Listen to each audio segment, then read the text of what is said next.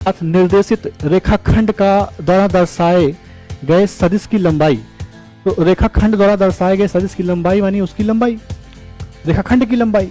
तो डायरेक्ट या तो आप रेखाखंड की लंबाई निकाल दो, हालांकि P और Q द्वारा PQ एक वेक्टर बनाया गया है, उसकी लंबाई पूछ रहा है, तो यहाँ पर डायरेक्ट PQ की लंबाई निकाल दो, वही वेक्टर की लंबाई होगी।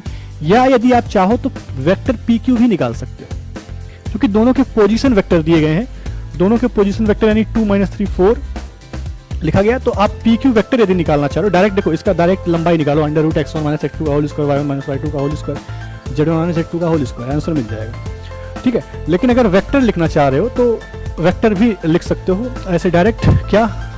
Q का पोजीशन वेक्टर माइनस P का पोजीशन वेक्टर। मैंने बताया कैसे लिखते हैं, हालांकि इसकी आवश्यकता नहीं, डायरेक्ट लंबाई निकाल सकते हो। और -2 I 1 - -3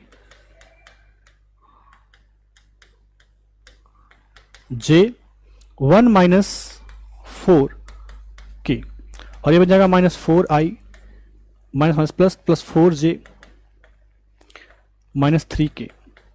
देयरफॉर PQ का मॉड यही लंबाई होगा, -4 का स्क्वायर 16, 4 का स्क्वायर 16 और यहां 9।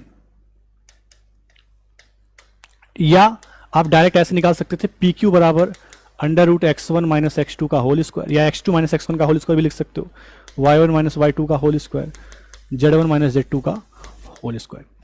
आप डायरेक्ट यहां लिख सकते थे x1 - x2 यानी 2 - 2 तो 4 का स्क्वायर, y1 - 3 -1 तो -4 का स्क्वायर, और 4 - 1 यानी 3 का स्क्वायर। डायरेक्ट लिखते हैं आप 16 + 16 + 9 = √41, तो √41।